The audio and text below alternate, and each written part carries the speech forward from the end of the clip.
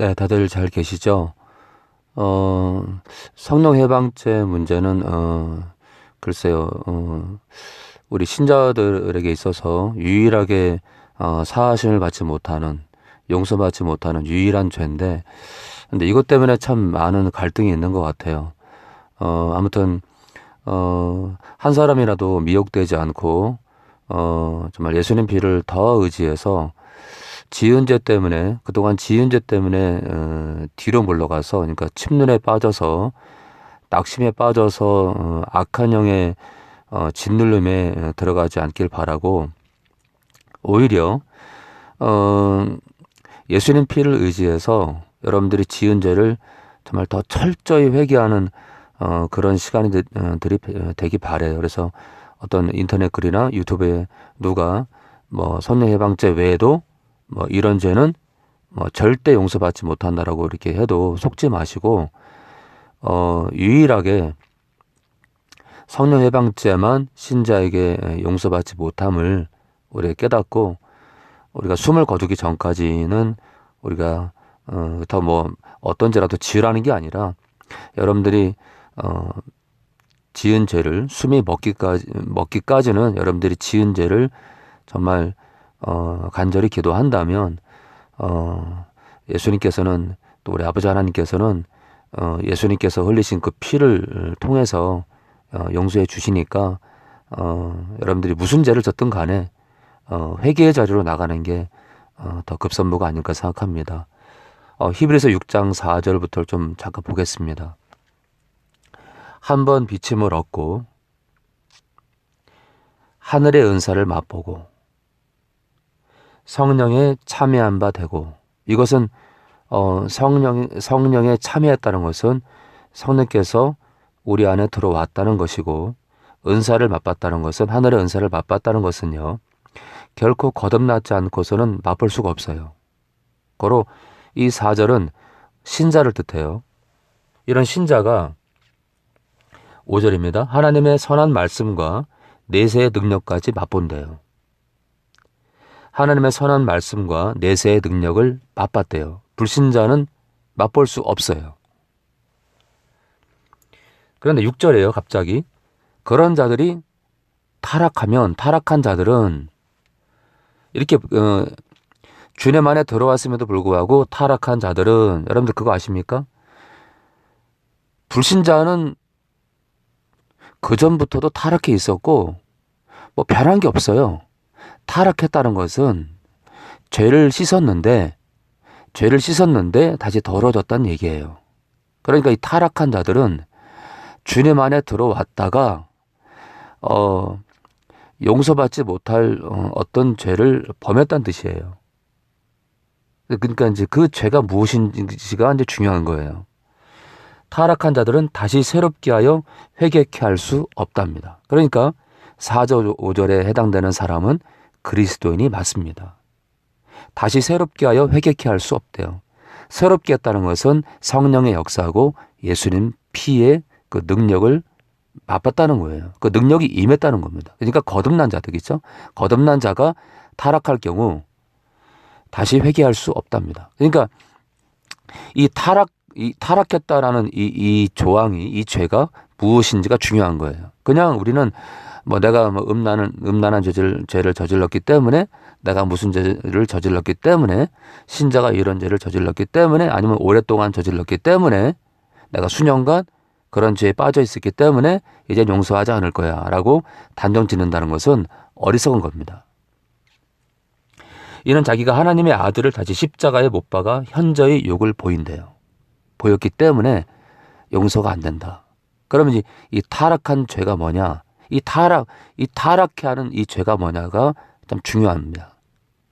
그 답이 히브리서 10장 26절에 나와 있습니다. 같이 볼까요?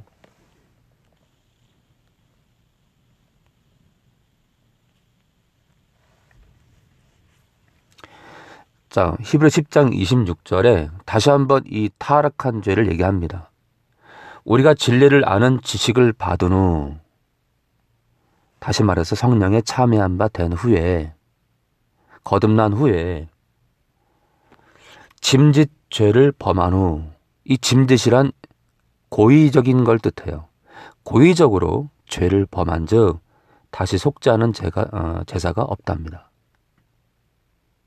고의로 짓는 죄. 이것이 바로 히브리서 6장에 나오는 이 타락한 죄를 뜻합니다. 고의로 짓는 죄. 그럼 이게 뭐냐? 음란죄일까요? 그 어떤 죄일까요? 도둑질한 죄? 어떤 죄일까요? 계속 읽어볼까요? 이 일부러 고의로 짓는 이 죄, 타락한 죄, 다시는 회개케 할 수 없는 이 죄가 뭐냐? 바로 26절 이후에 나옵니다. 자, 볼까요? 근데 그런 죄를 범한 자는 일부러 고의로 죄를 범한 자는 오직 무서운 마음으로 심판을 기다리는 것과 심판이 있답니다. 대적하는 자를 소멸할 맹렬한 불만 남아 있답니다. 그러니까 하나님의 심판을 기다리는 뜻입니다. 이게 뭐냐? 그럼 이 고의적인 죄가 뭐냐? 이 타락해 한 죄가 뭐냐? 회개케 할 수 없는 이 죄가 뭐냐? 29절을 볼까요? 29절이요. 29절에 이 고의로 짓는 죄, 그래서 타락하게 만드는 죄, 회개케 할 수 없는 죄가 나옵니다. 자, 하물며 하나님 아들을 밟고 첫 번째는요. 예수님을 무시하고 짓밟는 거예요. 자, 그리고 자기를 거룩하게 한 언약의 피를 부정하는 거래요. 예수님 피를 부정하고 저주하는 거예요. 자, 그리고 은혜의 성령을 욕되게 하는 자의 당연히 받을 형벌이 얼마나 더 중하겠느냐. 그러니까 이 고의적인 죄는, 그리고 히브리서 10장에 나오는 그 타락한 죄, 그래서 회개케 할 수 없는 죄는 바로 히브리서 10장 29절에 이렇게 자세하게 나옵니다. 첫 번째가 뭐라고요? 예수님을 짓밟는 거예요. 한마디로 저주하는 겁니다. 그리고 우리를 거룩하게 한 언약의 피, 예수님께서 흘리신 피를 부정한, 더럽게, 그냥 더럽게. 한마디로 예수님 피를 저주하는 겁니다. 그리고 은혜의 성령을 욕되게 하는 거래요. 성령을 해방하는 겁니다. 성령을 해방하는 겁니다. 성령을 향해서 욕을 하고, 성령을 향해서 저주하고, 성령의 힘을 빌어서 성령의 능력으로 축사하는 목사님, 그 축사 사역하는 그 목사님의 그 사역을 귀신이 하는 사역이다라고 비방하는 것도 성령 해방죄에 들어갈 수 있습니다. 그래서 제가 우리 성도들에게도 누누이 말씀드렸지만, 축사하는 목회자의 그 축사 사역을 부정하지 마라. 함부로 부정하지 마라. 만약에 성령의 능력으로 하는 그 축사 사역인데 여러분들이 그것이 귀신의 능력으로 축사한다 하면 성령의 역사를 부정하고 성령을 저주하는 거기 때문에 성령 해방죄에 들어갈 수 있다라고 해서 제가 축사하는 목회자, 그 사역하는 그 목회자에 대한 비판은 조심하라고 하거든요. 아무튼 성령 사역하는 목회자를 함부로 판단하는 것은 조심하기 바랍니다. 아무튼 오늘 있잖아요. 회개케 할 수 없는 죄, 타락하게 만드는 죄, 다시는 돌이킬 수 없는 죄가, 그 고의로 짓는 죄가 뭐라고요? 아들을 저주하고 그 예수님께서 흘리신 그 피를 저주하고 성령을 저주하고 욕하고 비방하고 성령 사역하는 그 사역자의 그 사역을 귀신이 하는 사역이다라고 말로 성령의 사역을 부정하는 거다. 그러면 이 세 가지를요, 여러분 그거 아셔야 돼요. 이 세 가지를 동시에 하는 사람이 바로 성령 해방죄입니다. 이 세 가지요. 특별히 있잖아요. 특별히 아들을 저주하고 십자가의 피를 하는 자는 마지막 이 세 번째 성령을 저주하는 자가 아들을 또 저주하고 예수님 피도 저주합니다.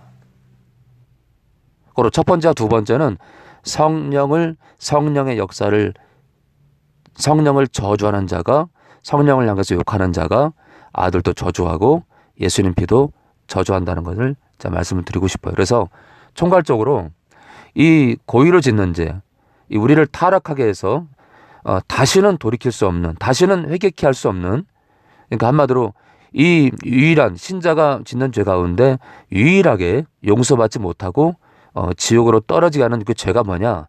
바로 성령을 저주하고 욕하고 성령 사역하는 그 사역자의 사역을 귀신하는 사역이라고 해서 성령을 욕되게 하는 것이다 라고 말씀을 드리고 싶어요. 고로 여러분들 가운데 지금 내가 어떤 분들이 그래요. 저한테 목사님 제가 어떤 죄를 범했기 때문에 성령님이 떠났습니다. 그렇지 않습니다. 아무튼 성령 해방죄는 성령께서 떠나지 않기 때문에 여러분들 걱정하지 마시고, 혹시 이것 때문에 고민하는 분들이 계시면 전화번호 010-4728-0792로 전화 주시고요. 혹시 제가 전하는 이 메시지와 다르게 전하는 분들 때문에 힘든 분이 있다면 010-4728-0792로 전화 주셔서 고민을 나누시기 바랍니다. 혹시 그렇게 전하는 분이 있다면 정말 성령을 회방하는 겁니다.